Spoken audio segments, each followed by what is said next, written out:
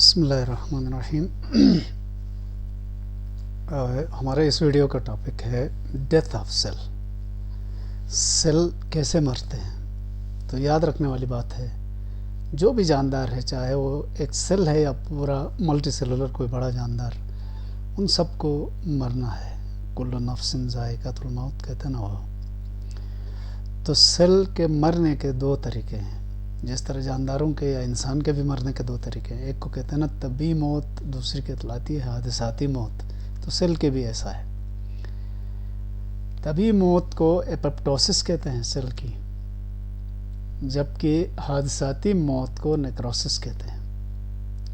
تو چلیں دیکھتے ہیں ان دونوں کو الگ الگ کر کے سمجھنے کی کوشش کرتے ہیں۔ سب سے پہلے ایپوپٹوسس۔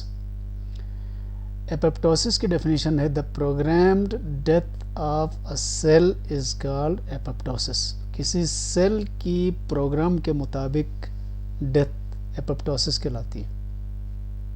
تو یہ پروگرام ڈیتھ کیا ہے، اس کے لیے تمہید باندھی گئی کہ cells perform all their activities according to their genetic program۔ Cell جو کوئی بھی کام کرتا ہے وہ اپنی مرضی سے نہیں کرتا ہے، بلکہ اس میں جو جینیٹک پروگرام اس کے اندر فیڈڈ ہے ڈی این اے کی شکل میں، اس کے حساب سے ہوتا ہے، جس میں سیل کے ڈیوائیڈ ہو کر وجود میں آنے سے لے کر اس کو گرو کر کے بڑا ہونا، میچور ہونا اور ایک مخصوص کام کرتے رہنا اور آخر میں مر جانا، یہ سارے سیل کے پروگرام کے مطابق ہیں۔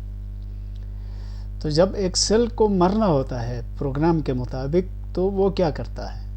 It generates several lysosomes which begin to digest cells' own organelles.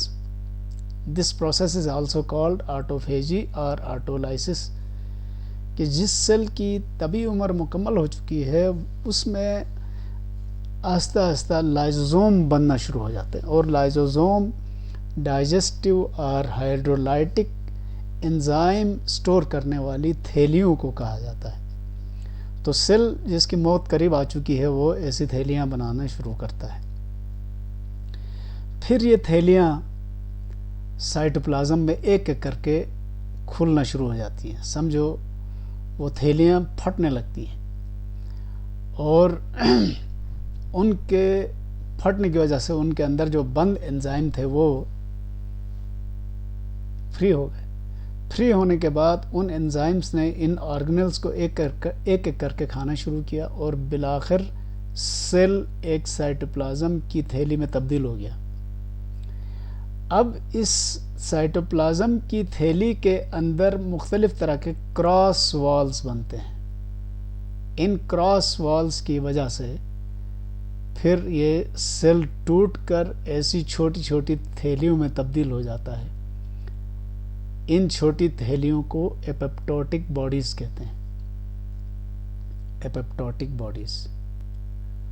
اور یہ ایپوپٹوٹک باڈیز اب دوسرے بڑے سیلز، جن کو میکروفیجز بھی کہتے ہیں، فیگوسائٹک سیلز بھی کہتے ہیں، یہ اینڈوسائٹوسس یا فیگوسائٹوسس کے ذریعے ان کو انٹیک کرتے ہیں۔ انٹیک کرنے کے بعد اب یہ فوڈ ویکیول میں تبدیل ہو چکا ہے۔ اس فوڈ ویکیول کو اس فیگوسائٹک یا میکروفیگس سیل کے لائزوزومز اس کو ڈائجسٹ کریں گے، تو اس طرح سے ایپوپٹوٹک باڈیز یہاں سے صاف ستھری ہو جائیں گی۔ تو آپ نے دیکھا یہ جو ڈیتھ تھی سیل کی، اس سیل کی، اس کا پورا وجود کہاں چلا گیا، بڑے سلیقے سے غائب ہو گیا۔ یہ ہے اس ایپوپٹوسس کی تھوڑی سی تفصیل۔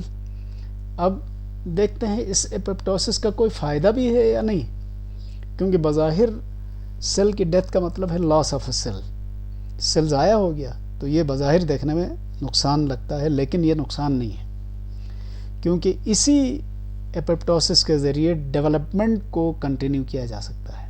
ڈیولپمنٹ مثلاً ڈیولپمنٹ کے دوران انسان کے آرگن بنتے ہیں، جیسے یہ ہاتھ ہمارا شروع میں اس طرح سے بنا ہے، جس میں کوئی انگلیوں کا اتا پتہ نہیں ہے، لیکن جب ایپوپٹوسس شروع ہوئی، فرض کریں یہاں بیچ سے یہ سارے سیلز مار دیے گئے ایپوپٹوسس کے ذریعے، تو ایپوپٹوسس کے ذریعے جب یہ سیل مر جاتے ہیں تو نہ خون بہتا ہے نہ کچھ ہوتا ہے، اور سمجھو یہ بھی ایپوپٹوسس ہوئی، ادھر بھی ایپوپٹوسس ہوئی، تو اس کے نتیجے میں اب ہاتھ کی انگلیاں بننا شروع ہو گئی. فرض کریں یہ انگلی بن گئی, یہ ایک اور انگلی بن گئی, یہ بھی ایک انگلی بن گئی, فرض کر لیں.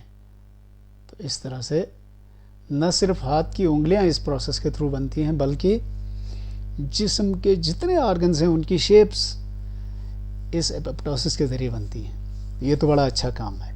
لیکن دوسری طرف ایک برا کام بھی اپوپٹوسس سے ہوتا ہے, وہ ہے ایجنگ. ایجنگ کے دو معنی ہیں.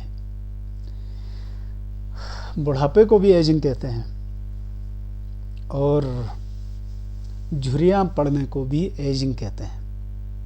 بہرحال بڑھاپا پسند آئے نہ آئے, جھریاں کسی کو ظاہر ہے کس کو پسند آتی ہیں, لیکن ایک قدرتی فینومینا ہے جو ہو کر رہے گا. تو یہ ہے جی اپوپٹوسس کا ذکر. اس کے بعد ہے نیکروسس. نیکروسس ہے ایکسیڈنٹل ڈیتھ آف سیل, حادثاتی موت سیل کی. جب حادثاتی طور پر سیل مر جاتا ہے تو حادثہ کیسا ہوگا کوئی پریڈکشن نہیں کی جا سکتی ہے. ہو سکتا ہے سیل پر کوئی چیز گری ہو, سیل پھٹ گیا ہو, سیل پنکچر ہوا ہو, اس کے اندر سے سارا کنٹینٹ باہر نکل گیا, سیل مر گیا ہو, سیل کا پانی باہر نکلا ہو, ڈی ہائیڈریشن ہوئی ہو, سیل کے اوپر کوئی کیمیکل گرا ہو, سیل کے اوپر آگ لگی ہو تو مر جائے گا. تو یہ کس طرح ہوگا پریڈکٹ نہیں کیا جا سکتا. اور اس کا ایک نقصان ہے, ایک تو فنکشنل سیل جس کو ابھی مرنا نہیں تھا کام کرنا تھا وہ ضائع ہو گیا ہے. دوسرا اس سے پڑوسی سیل کو بھی نقصان پہنچ سکتا ہے, کیونکہ جب ایک سیل پھٹ جائے گا تو اس کے اندر موجود کیمیکلز باہر نکلیں گے, ان میں خطرناک ڈائجسٹیو انزائمز بھی ہو سکتے ہیں اور وہ پڑوسی سیل کو نقصان پہنچائیں گے. تو بہرحال یہ کیونکہ پروگرامڈ نہیں ہے تو اس لیے اس کو پریڈکٹ نہیں کیا جا سکتا ہے, یہ کب ہوگا کیسے ہوگا کچھ نہیں کہا جا سکتا ہے. تو that is all for today's discussion and انشاءاللہ وی ول meet again.